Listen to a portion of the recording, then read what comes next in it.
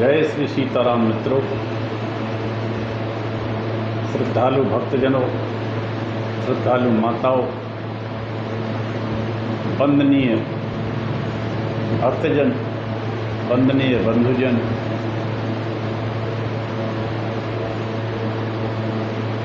वंदनीय भारत की मातृशक्ति, जनशक्ति, सभी को प्रणाम। सभी के हृदय में बैठे भगवान श्री हरि माता जनकनंदिनी किशोरी जी के चरणों में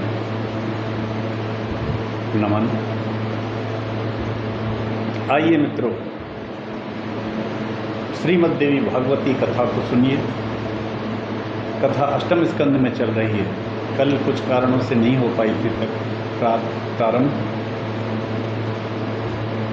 आप इस कथा को भगवत कृपा से सुनिए और इससे लाभ उठाइए। श्रीमद् देवी भागवत ब्रह्म शक्ति का निरूपण है। ब्रह्म स्वरूप, ब्रह्म शक्ति।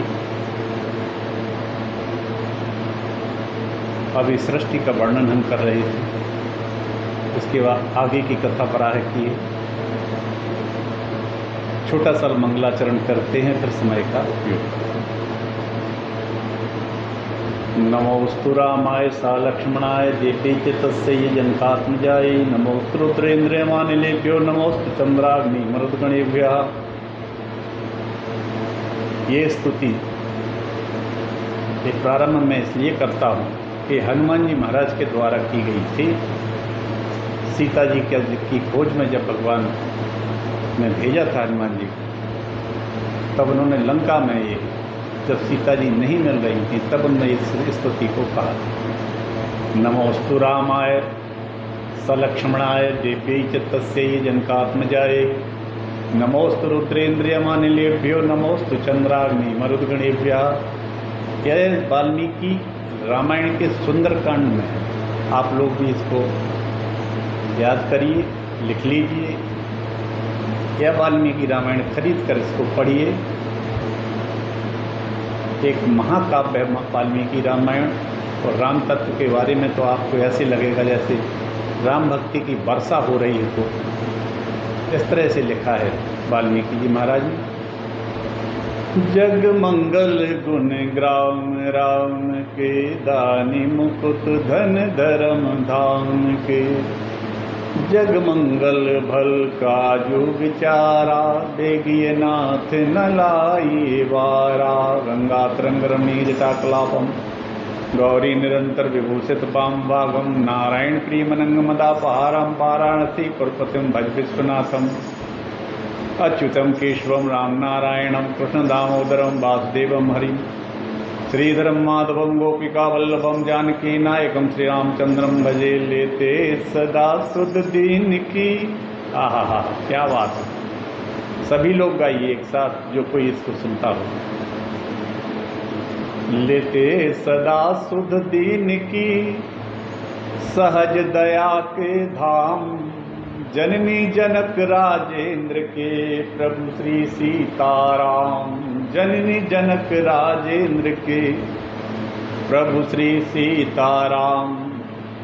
आप सभी देशवासियों को मैं डॉक्टर राजेंद्र मिश्रा टीकमगढ़ प्रदेश से प्रणाम करता हूँ। भक्त भक्ति भगवंत गुरु चतुर नाम बपु एक। तिनके पद बंदन करो ना सद्विघ्न अनेक। सियावर रामचंद्र की जय। मित्रों, स्कंद पुराण में एक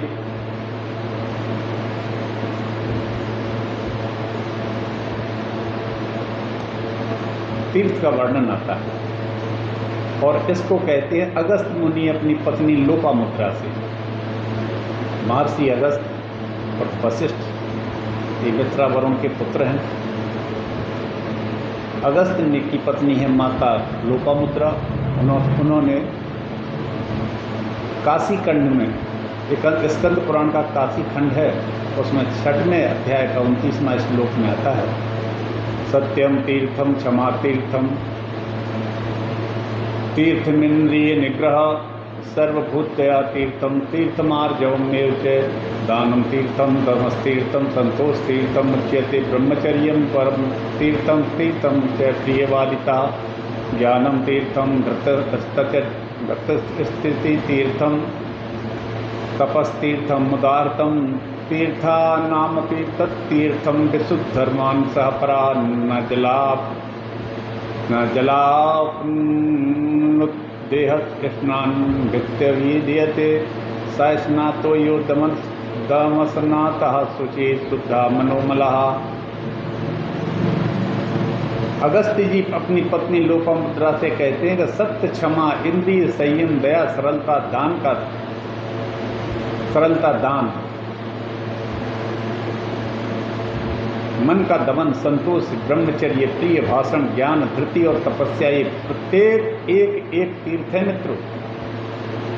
सत्य तीर्थ है, क्षमा तीर्थ, इंद्रिय संयम भी तीर्थ है, दया तीर्थ है, सरलता है, संतोष, ब्रह्मचर्य, प्रिय भाषण, ज्ञान, धृति और तपस्या, ये प्रत्येक एक एक तीर्थ हैं। लेकिन मन की शुद्धि परम तीर्थ है। जिसने इंद्रिय संयम रूपी स्नान कर लिया वही स्नान है, और जिसका चित्त शुद्ध हो गया वही पवित्र है। लोभी, चुगलखोर, निर्दय, दंभी और विषयों में आसक्त वह सारे तीर्थों में भली भांति स्नान कर लेने पर भी महापापी और मलिन ही रहता है। यो लोब्धा कृष्णा क्रूरो दंभिको विषयात्मकः सर्वतीर्थेष्वपि स्नाता पापो मलिन एवता न शरीर मल त्याग गन्न से भवति निर्मला मानसे तु मलेन्त्यन्ते भवत अंतस्तु निर्मलम। मन के ऐसा व्यक्ति जो चुगलखोर, निर्दयी, दंभी, विषयों में आसक्त है वह सारे तीर्थों में भली भांति स्नान कर लेने पर भी महापापी और मलिन ही रहता है। शरीर का मैल उतारने से मनुष्य निर्मल नहीं हो जाता। मन के मल को निकाल देने पर ही निर्मल रहता है। जल के जंतु जल में ही मर जाते पर स्वर्ग नहीं जाते। विषयों में राग ही मन का मल है। वैराग्य मिलता निर्मलता है। चित्त अंतर की उसे दूषित नहीं कर होना चाहिए। मन के शुद्ध होने पर, इंद्रिय संयम होने पर वह मनुष्य जहाँ रहता है वहीं कुरुक्षेत्र है, वहीं नैमिषारण्य तीर्थ है, वहीं बद्री विशाल है, वहीं पुष्करादि तीर्थ है, वहीं सारे जगत के तीर्थ रहते हैं, विद्यमान रहते हैं। जहाँ एक इंद्रिय संयम करने वाला मनुष्य जहाँ रहता है, राग द्वेष रूपी मल के नाश करने वाले ज्ञान जल में जो स्नान करता है और दूसरों का भला करता है वही परम गति को प्राप्त करता है। इसलिए सदैव दूसरों को कष्ट ना दो और भगवान की लीलाओं का स्मरण करते हुए सत्कर्म करिए। और जो हमने कहा कि अभी अगस्त्य जी ने कहा उसको ध्यान में रखें। भगवत कृपा से आइए सब लोग देवी भागवत की कथा सुने। देवी जी कहती है,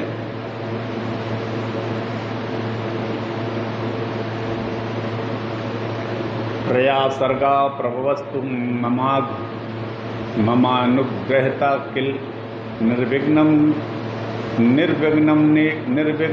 च राजेन्द्र वृद्धिश्चाप्युत्तरोत्तमम्। या कश्चित् पठते स्तोत्रं मद्भक्त्या त्वत्कृतं सदा तेषां विद्या प्रजा सिद्धि कीर्तिः कंत्युदया खलु। हे राजेंद्र, मेरे अनुग्रह से प्रजा की सृष्टि अवश्य संपन्न होगी और निर्विघ्न पूर्वक निरंतर उसकी वृद्धि भी होती रहेगी। और जो कोई भी मनुष्य मेरी भक्ति से युक्त होकर आपके द्वारा की गई स्तुति का पाठ करेगा उसको विद्या, संतान, सुख, कीर्ति बढ़ेगी, क्रांति का उदय होगा और धन धान्य निरंतर बढ़ते रहेंगे। हे राजन, उन मनुष्यों की शक्ति कभी निष्फल नहीं होती है, सर्वत्र उनकी विजय होगी, उनके शत्रुओं का नाश होगा और वे सदा सुखी रहेंगे। नमो नमस्ते देवेशी जगत्कारणकारिणे शंखचर गदाहस्ते नारायण हृदयास्ते वेदमूर्ते जगन्नमाता कारण स्थान रूपणी वेदत्रय प्रमाणज्ञे सर्वदेवनुत्सवे माहेश्वरी महाभागे माया महामाये महोदय महादेव प्रियावासे महादेव प्रियंकरी गोपेन्द्र सुप्रिय ज्येष्ठे महानंदे महोत्सवे महामारी महाभयहरे नमो देवादि पूजिते। यह ये स्तुति की है। अब देवी जी अंतर्ध्यान हो जाती हैं इस स्तुति के बाद महत्ता को बताकर। अब भगवान के 12 अवतार का वर्णन है और पृथ्वी का उद्धार है। नारायण जी कहते हैं एवं मीमांसतस्य पद्मयोने परन्तप मनवादी भिर्मुनिवरैर्मरीच्याद्यैतमन्ततः ध्यायस्तस्य नासाग्रे दुरञ्चेव सागन वराहपूतो निर्गादे कांगुल प्रमाणतः। अब सृष्टि की तो रचना के लिए कह दिया माता जी, लेकिन पृथ्वी तो जल में डूबी थी पूरी की पूरी। तो जिस पृथ्वी पर जल में डूबी हुई हो तो कहाँ से सृष्टि की संरचना हो। नारायण कहते हैं हे परंतप, मनु एवं मरीचि आदि श्रेष्ठ मुनियों के द्वारा चारों ओर से घिरे हुए उन पद्मयोनि ब्रह्मा जी के मन में अनेक प्रकार के विचार उत्पन्न हो रहे थे। इस प्रकार ध्यान करते हुए उन ब्रह्मा जी की नासिका के अग्रभाग से एक अंगुष्ठ मात्र परिमाण के बराबर एक वराह का शिशु सहसा प्रकट हो गया। जब पृथ्वी को चारों ओर जल से डूबा हुआ देखा, सृष्टि की इच्छा व्यक्त की, तो सृष्टि तो पृथ्वी पर ही होगी, पृथ्वी को जल के ऊपर स्थिर करना था। तो ब्रह्मा जी जब चिंता में पड़े थे कि पृथ्वी को कैसे स्थिर किया जाए, तब उनकी नासिका से वराह का एक छोटा सा शिशु उत्पन्न हो गया। अब ये तो ब्रह्मा जी ही जाने, तो ब्रह्मा जी की ही कृपा से सृष्टि बनती मिटती है, तो वराह शिशु का जन्म लेना कौन सी बड़ी बात है। उस समय जैसे ही वो शिशु वराह माने सुअर जिसको कहते हैं अपन, वराह शिशु से ऐसा प्रकट हो गया। उसमें ब्रह्मा जी मरीचि और ऋषियों के साथ बैठे हुए थे। क्षण भर में वह वराह पर्वत के जैसा आकार का हो गया और त्रिलोकी को भयभीत करते हुए महान गर्जना की।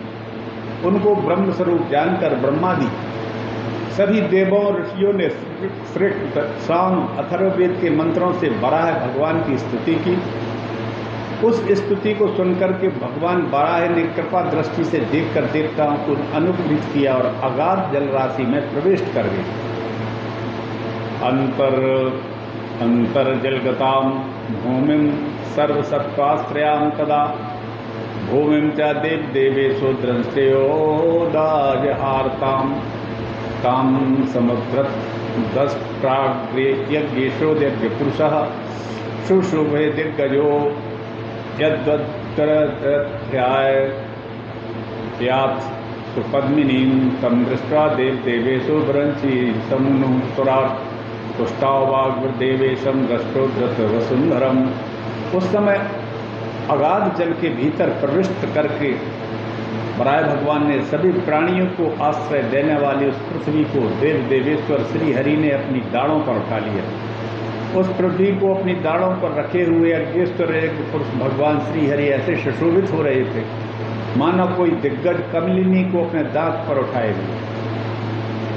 अपनी दाढ़ पर पृथ्वी को उठाए हुए उन देवेश्वर को देखकर स्वराट मनु सहित देवादेव ब्रह्मा उनकी स्तुति करने लगे। वाह क्या बात! ब्रह्मा जी ने उन वराह भगवान की स्तुति की, 16 श्लोकों में स्तुति की। स्तुति सुनकर भगवान वराह देवताओं पर अनुग्रह करने को तत्पर हुए, लेकिन उसी समय वहाँ युद्ध करने आए दैत्य हिरण्याक्ष को मार दिया।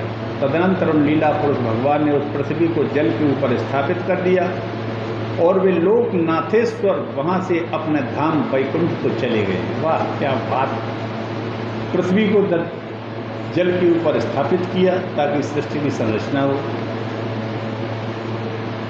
सभी देवताओं ने, ब्रह्मा जी ने भगवान बराह की स्तुति की और वहाँ सबको आशीर्वाद देकर भगवान बराह अपने वैकुंठ धाम को चले गए। भगवान ने पृथ्वी को ऐसे उठा लिया जैसे कोई कमल के फूल को पत्नी उठा लेती है, ऐसे उठा कर उन्होंने स्थिर कर दिया। और कोई नहीं, ये ब्रह्म शक्ति का ही काम। अब मनुवंश, प्रियव्रत आख्यान और समुद्र और द्वीपों का वर्णन।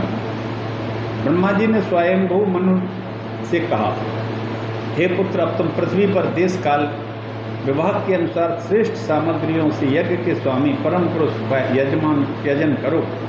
विद्या विनय से संपन्न अपने गुण, कीर्ति और कात्नी के अनुसार पुत्र पैदा करो। कन्याओं को योग्य पुरुषों को देकर के अपने मन को पुराण पुरुष में स्थित करके योगियों के लिए भी वंदनीय गति को प्राप्त करने का प्रयास करो। वाह, क्या वाह! मनु से कहा ब्रह्मा जी ने, स्वयंभुव मनु अरुसत रूपा, जिससे भैया सृष्टि अनुपा। गोसाई जी लिखते हैं बालका में। चलिए आगे। तो इस आदेश मनु को दिया ब्रह्मा जी ने कि तुम सृष्टि को पुत्र पैदा करो, सृष्टि बढ़ाने के लिए पुत्र पैदा करो। कन्याओं को योग पुरुषों को देकर के मन को पुराण पुरुष में स्थित करके योगियों के वंदनीय गति को प्राप्त करने का प्रयास भी करो। कहने का मतलब आप काम भी करो, काम के साथ साथ भगवान का भजन भी करो।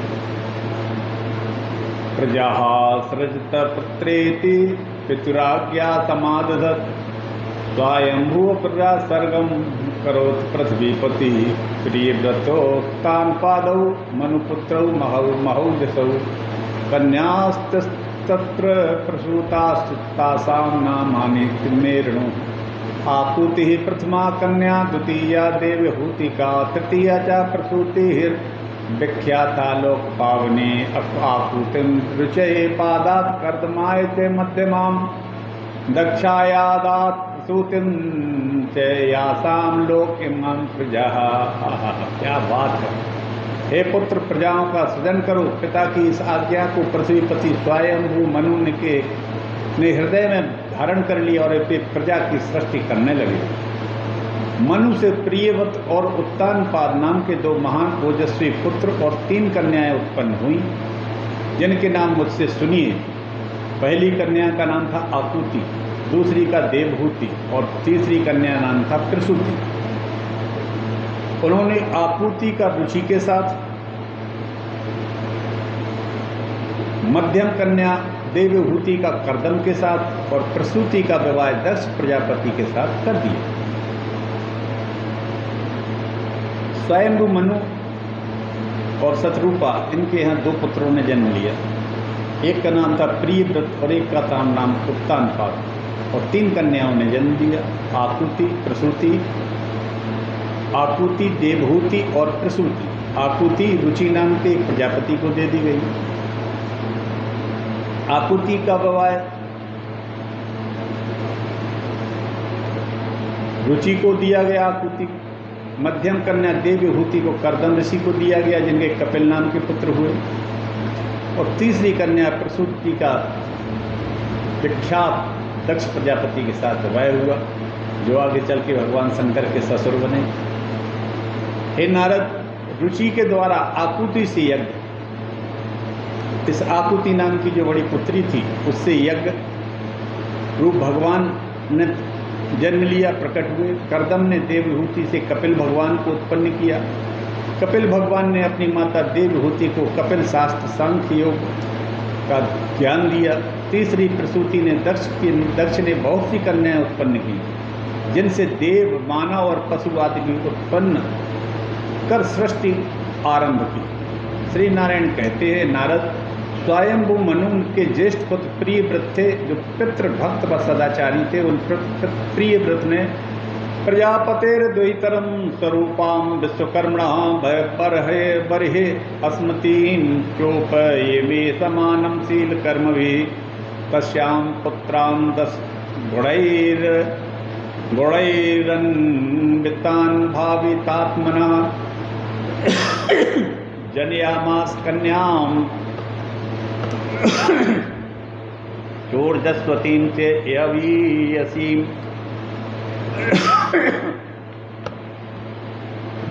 आग्निग्रश्च मे धनुष्यभ्रश्च यज्ञबाहु तृतीयकः महावीरश्चतुर्थश्च पंचमो रुक्मसु कृतः। विश्वकर्मा नामक प्रजापति की सुंदर रूप वाली कन्या बहिर्मती के साथ प्रियव्रत नाम के मनु के बड़े पुत्र ने विवाह किया, जो स्वभाव और कर्म से उन्हीं के समान थी। विश्वकर्मा की नामक जो प्रजापति थे उनकी एक कन्या का नाम था बहिर्मती, उसके साथ प्रियव्रत का विवाह हुआ। प्रियव्रत ने उस बृहस्पति से पवित्र आत्मा वाले 10 गुणी पुत्रों और ऊर्जस्वती नाम की एक कन्या को जन्म दिया, जो सबसे छोटी थी। 10 बड़े पुत्र थे और 11वीं कन्या थी। उसके नाम है आग्निग्र, इद्मजिह्वा, यज्ञबाहु, महावीर, रुक्मशुक्राद्र, पृष्ठ, सबन, मेधातिथि, बीतिहोत्र और कवि। इन नामों से इन 10 पुत्रों को अग्नि संज्ञक कहा गया। इन 10 पुत्रों में से कवि, सबन और महावीर ये 3 पुत्र विरक्त और विरागी हो गए थे। आत्मविद्या में निष्णात थे तथा ब्रह्मचर्य व्रत के पालक। वे सभी पुत्र परमहंस नामक आश्रम में आनंद पूर्वक इस प्रहार रहित भाव से रहने लगे। प्रियव्रत की एक दूसरी पत्नी थी। उनके 3 पुत्र हुए, जो उत्तम, तामस और रैवत इन नामों से विख्यात हुए। ये महान प्रतापी पुत्र एक एक मनवंतर के अधिपति बने। एक एक मनवंतर के। प्रियव्रत की दूसरी पत्नी के 3 पुत्र थे। कौन कौन? उत्तम, तामस और रैवत इन नामों से विख्यात हुए। ये महान प्रतापी पुत्र एक एक मनवंतर के स्वामी थे, अधिपति थे। एक मनवंतर 71 चतुर्युगी का होता है। 4 बार 71 बार ये 4 युग निकल जाते हैं। 30 करोड़ 70 लाख वर्ष मानव वर्ष से एक मनवंतर की आयु होती है मित्रों। एक मनवंतर की आयु 71 चतुर्युगी या फिर 30 करोड़ 70 लाख, लगभग 70 लाख वर्ष की होती है। एक एक मनवंतर के स्वामी हुए। कौन कौन? उत्तम, तामस और रैवत। ये बड़े फेमस मनवंतर हैं। इनका बड़ा विशद वर्णन अभी हमने किया था पिछले। इन नामों से विख्यात हुए महान प्रतापी पुत्र एक एक मनवंतर के अधिपति बने। एक बार प्रियव्रत ने सूर्य के सदृश तेज रथ वाले रथ पर आसीन होकर पृथ्वी की 7 परिक्रमाएं की थी। उस रथ के पहियों से 7 समुद्र और बीच की भूमि द्वीप बन गए, जो जम्बूद्वीप, लक्षद्वीप, सालमली द्वीप, कुशद्वीप, क्रौंच द्वीप, साग द्वीप और पुष्कर द्वीप नाम से जाने गए। एक बार प्रियव्रत ने एक तेज सूर्य के सदृश तेज रथ पर आसीन होकर पृथ्वी की परिक्रमाएं की। उस परिक्रमाओं के कारण जो गड्ढे हुए वो समुद्र में बदल गए, भर गए, और जो स्थान समुद्र में डूबे नहीं थे वो पृथ्वी कहलाए। उसके 7 द्वीप हुए, जम्बूद्वीप, लक्षद्वीप, सालमली द्वीप, कुशद्वीप, क्रौंच द्वीप, साग द्वीप और पुष्कर द्वीप। हमारा भारतवर्ष जम्बूद्वीप में। अभी कुछ दिन पहले एक जम्बूद्वीप का नक्शा किसी ने प्रकाशित किया था, जो वास्तव में बड़ा अद्भुत था। उन द्वीपों के बाहर चारों ओर क्रम से फिर 7 समुद्र आप्लावित हैं। क्षारोद, इक्षरोद, त्रोद, धृतोद, क्षीरोद, दधि, मनोद और स्तुतोद नाम से जाने जाते हैं। राजा प्रियव्रत ने जम्बूद्वीप का शासक आग्निग्र नामक पुत्र को बनाया। ये सबसे बड़ा लड़का था, जो बृहस्पति का पुत्र था। लक्षद्वीप का शासक इद्मजिह्वा को बनाया, सालमली द्वीप का शासक यज्ञबाहु को, कुशद्वीप का शासक हिरण्यरेना को, क्रौंच द्वीप के शासक धृतपृष्ठ को और साग द्वीप का शासक मेधातिथि को बनाया। पुष्कर द्वीप का शासक बीतिहोत्र को बनाया था। इस तरह इन द्वीपों में जो बने थे उनके उन्होंने इतने विभाग किए, इनको एक एक बच्चे को एक एक द्वीप का शासक बना दिया। प्रियव्रत महाराज ने ऊर्जस्वी नाम की कन्या शुक्राचार्य को ब्याह दी थी। देवयानी नाम की जो इनकी पुत्री थी वो इसी लड़की की पुत्री थी। देवयानी इसी ऊर्जस्वी की पुत्री थी। अपने पुत्रों को सातन द्वीप का कार्यभार सौंपकर महाराज प्रियव्रत ने वन में जाकर योग मार्ग का आश्रय ग्रहण कर लिया। इस तरह से सृष्टि की रचना आरंभ हुई। प्रियव्रत महाराज के वंश का मैंने वर्णन कहा और किस तरह से उन्होंने अपने 7 द्वीपों में 7 पुत्रों को राजा बनाया। 3 पुत्र इनके विरक्त हो गए थे, महात्मा हुए थे। दूसरी पत्नी से जो पुत्र हुए वो 3 पुत्र हुए, उत्तम, तामस, रैवत, ये मनवंतर के नाम हैं। एक एक मनवंतर के ये अधिपति हुए। एक मनवंतर मैंने कहा 71 चतुर्युगी का होता है। मानव वर्ष से 30 करोड़ 70 लाख वर्ष करीब होते हैं। इनकी एक कन्या भी थी जो शुक्राचार्य को ब्याह दी गई। शुक्राचार्य की एक लड़की थी देवयानी, वो इसी ऊर्जस्वी नाम की पुत्री जो थी प्रियव्रत की, इन्हीं की पुत्री थी। इसके बाद आता है भूमंडल के वर्ष एवं पर्वत। मित्रों, आज मैं अपनी कथा यहीं रोकता हूँ, वाणी को विराम देता हूँ और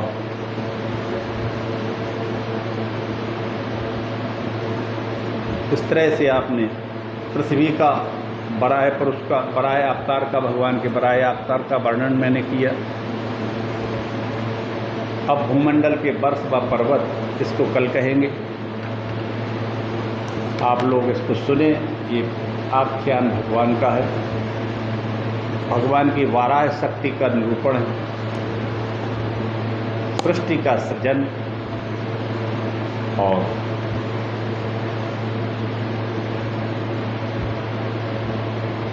आप सबको मैं प्रणाम करता हूँ। आज वाणी को विराम देता हूँ। आगे की कथा है भूमंडल के वर्ष व पर्वत, जो कल कहेंगे। आप सभी का कल्याण, माता जगदम्बा आपकी रक्षा करें, देश की रक्षा करें और हमारे शासक वर्ग को सद बुद्धि प्रदान करें। SC ST पास को जैसे एक्ट हमारे सनातन धर्म का विनाश करने पर चले, ऐसे ये एक्ट बने हैं जिनसे प्रतिभा तो ठीक है, यहाँ जीना मुश्किल हो रहा है, क्योंकि इस एक्ट के माध्यम से सवर्णों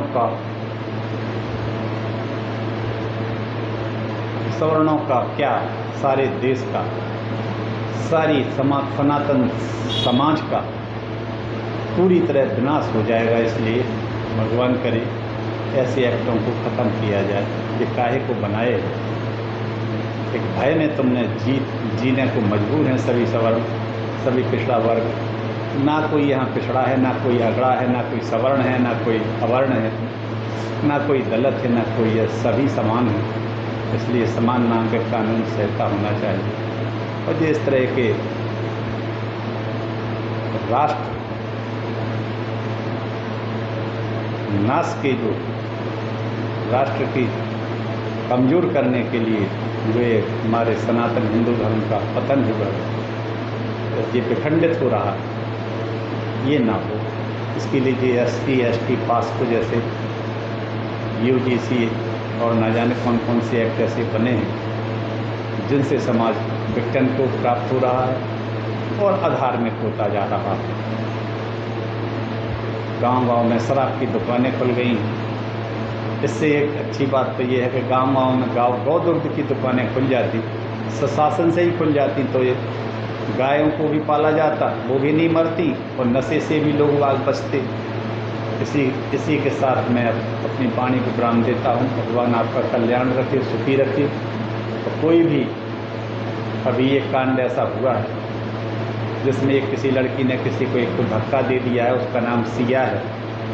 तो ऐसी घटनाएं जब होती हैं, जब कोई रामायण या रामचरितमानस का पाठ ही ना करे, सुने ही नहीं, जाने ही नहीं, तो क्या समझेंगे लोग वापस। इसके लिए हमें ज़रूरी है कि हमें अपनी संस्कृति, अपनी संस्कृति को नहीं छोड़ना चाहिए। जय श्री राम।